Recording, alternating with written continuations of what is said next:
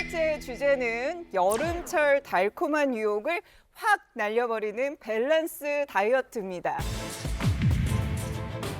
이 여름하면은 또 여러분 날이 더우니까 네. 이 달콤한 디저트. 이 디저트를 또 우리가 당기죠. 빼놓을 수가 없어요. 맛있죠. 근데 그러니까요. 디저트가 문제가 아닙니다. 이 디저트를 먹고 나서 여러분 노출의 계절 아닙니까? 또 이제 다이어트를 신경을 써야 된단 이런 말이죠. 부분 좀 아, 보여줘요. 전 늘 준비가 돼 있어요. 아니 한여름에 긴팔 입으면서 뭘 늘 준비? 아 괜찮아요? 더워 죽겠어. 더위 아파서 여기 땀 났는데 여기. 우리 스타일리스트가 조금이라도 노출을 줄이려고 예. 꽁꽁 싸매려고 아우 아주. 너무 아낀다. 이게 다이어트만 들어도 그 앞단은 두 개의 생각밖에 안 나요. 뭐예요? 따이. 죽을 것 같다는 거예요? 아, 정말 스트레스. 그렇지. 맞아요. 밀고 있는 유행어예요. 스트레스. 이거 같이 해야 재밌는데 다 같이 해볼까요? 시작. 스트레스. 이거 재밌는데? 다이어트는 정말 스트레스. 유행어는 이렇게 탄생하는 겁니다. 근데 밸런스 다이어트라고 하니까 네. 뭔가 할 만한 것 같은데요. 약간 밸런스 네. 다이어트, 밸런스가 그러니까요. 들어가니까 네. 그렇죠. 근데 또 이제 디저트라는 게 이게 또 먹어줘야 디저트 아니겠습니까? 그 달달한 맛. 겨울에는 먹는 거랑은 또 달라요. 이 뜨거운 여름에 당 충전, 당 떨어졌을 때. 맞아요. 예. 팥빙수도 있고 스무디도 있고 슬러시 또 가다가 한 잔씩 사먹으면 막 이마 때리면서 막 먹는 그 맛. 정말 다이어트 때문에 못 먹는다고 생각하니까 진짜 눈물이 앞을 가리네요. 그러네요. 네, 방금 이제 황재성 씨 말씀하시니까 여러분들 다들 너무 좋아하셨잖아요. 네. 이렇게 이제 여름에 달콤한 디저트 즐기시는 분들 정말 많습니다. 많죠. 특히 요즘엔 뭐 약과나 크로플 같은 디저트 열풍도 불고 있다고 하는데 그런데 문제는 20, 30대 젊은 층에서 당뇨 환자가 빠르게 늘고 있는 추세라고 합니다. 세계 보건기구 발표랑 좀 비교를 좀 해보면 네. 30세 이상 한국인의 당뇨 유병률은 무려 세계 평균의 2배 정도 된다고 합니다. 누구예요? 점점 더 단맛이 강해지고 있는 것 같아요. 맞아요. 제가 어렸을 때 먹었던 그 맛이 아니거든요. 지금은 맞아요. 한 2배 이상이 달아진 것 맞습니다. 같아요. 맞아요, 네. 근데 요즘은 특히 로우 슈가 음료 많이 나오잖아요. 맞아요. 네. 그런 거 좀 괜찮지 않을까요? 그래도? 사실 당이 든 음료는 당류가 얼마나 들었든 솔직하게 가능하면 마시지 않는 게 조금 더 좋기는 합니다. 물만 마셔야 되겠네요. 그럼. 네, 왜 그러냐면 미국 심장학회에서 진행한 연구 결과를 하나 말씀을 드리면 설탕이 함유된 음료수를 하루 한 잔만 마셔도 거의 마시지 않는 사람에 비해서 심혈관 질환으로 사망할 위험이 31%. 그렇게 높아요? 네, 암으로 사망할 위험이 16% 정도 높아지는 연구 결과도 있었습니다. 야, 이거 생각보다 굉장히 높네요. 그러니까요. 네, 그리고 이제 단 음료가 특히나 치명적인 이유는 이제 혈당을 급속도로 빠르게 올리기 때문인데요. 아무래도 네. 액체니까 체내 흡수율이 좋잖아요. 그러다 보니까 혈당이 빠르게 올라가게 되고 그로 인해서 인슐린 분비도 급격하게 되도록 유도를 합니다. 근데 또 문제는 단기적으로 포도당 수치가 또 빠르게 떨어지면 오히려 단 거를 또 찾게 되는 악순환을 유발을 하게 되고요. 장기적으로는 인슐린을 분비하는 췌장에서 과도하게 하다 보니까 당뇨병을 유발할 수 있습니다. 그러면 디저트 대신에 과일 먹으면 어떨까요? 저는 수박 너무 좋아해요. 네, 과일이 아무래도 이미지가 건강하니까 몸에 좋지 않을까 생각하시는 분들이 많으세요. 하지만 이제 식사 직후에 먹는 과일은 오히려 독이 될 수가 있습니다. 왜요? 왜냐하면 이제 식사 직후에는 높아진 혈당을 낮추기 위해서 인슐린 분비가 많이 되어 있는데 네. 거기에 이제 과일까지 많이 먹게 되면 혈당이 다시 올라가게 되고 이제 췌장에서 인슐린 분비를 또 과도하게 해야 되다 보니까 지치면서 그런 것들이 당뇨병으로 이어질 수 있는 것이죠. 안 되겠다. 여름에 수박인데. 원래 엄마들은 밥 먹고 나서 야 사과 하나 먹어 이게 그쵸? 좋다고 하는데 안 그러나? 결국 그럼 우리는 엄마 때문에 우리 엄마 그러셨어 맨날. 과일도 먹지만 또 주스도 많이 마시는데 그렇지. 과일 주스 갈아서. 저도 직접 갈아서 아침에 2잔 먹고 왔어요. 괜찮아요, 제가? 네, 그런 100% 생과일 주스는 괜찮은데 이제 100% 생과일 주스가 아니라고 하면 이제 첨가당이 함유된 이제 설탕물에 가깝다고 볼 수 있습니다.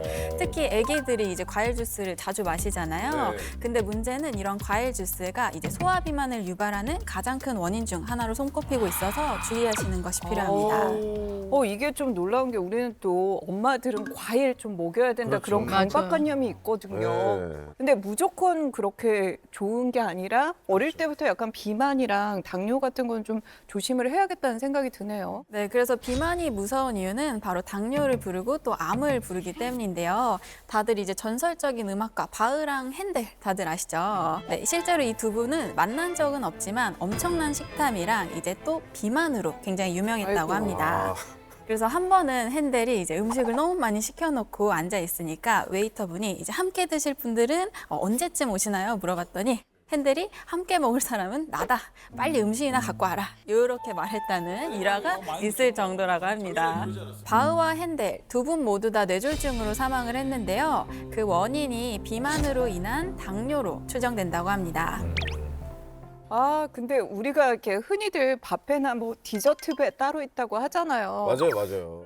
앞으로 디저트배는 좀 줄여야겠다는 생각이 드네요. 아니 근데 이게 또 쉽지 않은 게 수십 년을 우리가 또 이제 이렇게 살았는데 그렇죠. 이 패턴 바꾸기가 하루아침에 바꾸기가 이게 어디 쉽습니까? 여러분들도 다들 경험하셨잖아요. 막 입맛 도는 거 참다가 맞아. 그럼 못 참고 막 식욕이 이렇게 참다가 이게 터질 것 같아요. 정말. 입맛 이게- 터지면 못 말려요. 이거 말릴 수 없어요. 정말로. 그러니까 오늘 주제가 여름철 유혹을 확 날리는 밸런스 다이어트잖아요. 맞습니다. 근데 사실 이거의 정체가 뭔지 좀 궁금해요. 네, 바로 탄수화물이 몸에 흡수되는 걸 줄여 당 수치와 식욕 조절에 도움을 주는 밸런스 다이어트의 정석, 모유 유산균 BNR 17입니다.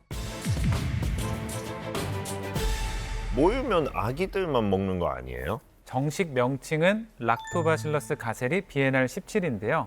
일반적으로 섭취하는 유산균은 분변에서 분리 배양한 경우가 많은데 모유 유산균은 건강한 산모의 모유에서 유익한 미생물을 분리 배양해서 분리하고 유래를 했기 때문에 저희가 모유 유산균이라고도 부르고 있습니다.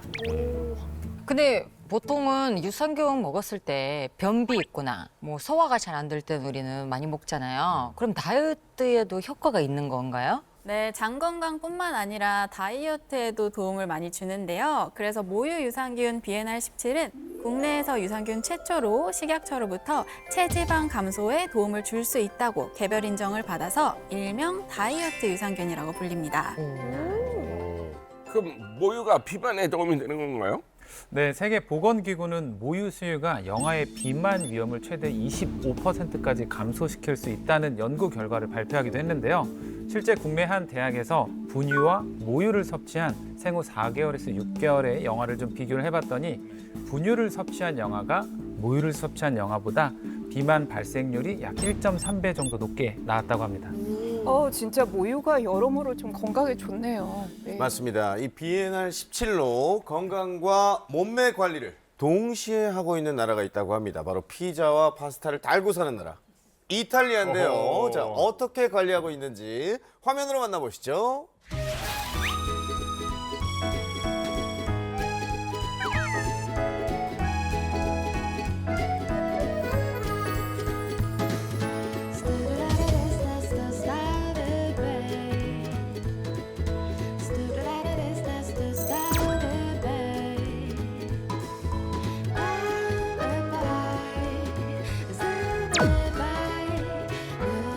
Per gli italiani è molto importante la salute, non è soltanto una questione di salute ma anche l'aspetto fisico.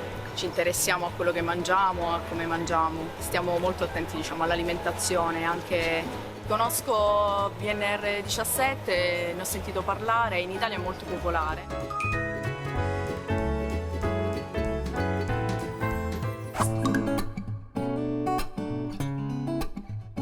Il BNR 17 è la sigla, è l'acronimo che caratterizza un lattobacillo questo è il meccanismo che è alla base per la riduzione del grasso viscerale ed è il motivo per cui ci riesce a donarci salute.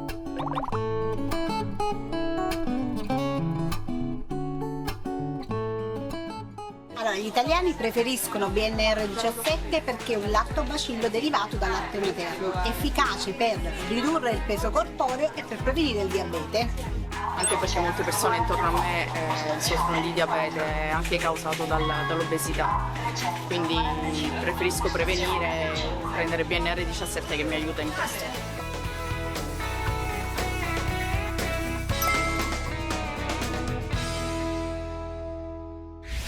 네. 역시 이탈리아도 이제 BNR 17로 네. 관리를 하고 있었네요. 아, 네. 알베르토가 가만 보면은 이 군살도 없고 배에 또 복근도 있고 이게 뒤에서 몰래 관리를 하고 있었네요. BNR 그냥 보니까. 17로 예. 하고 있었어요. 관리해야죠. 우리만 돼지 만들려고 막 혼자 뭐 먹자고 막 맛있겠다. 회식하자고 맨날 그래놓고. 본인은 아주 관리를 네. 철저히 하고 있었어요. 아니 근데 저희가 또 궁금한 게 비엔알 17이 이게 다이어트에 어떻게 도움이 되는 거죠?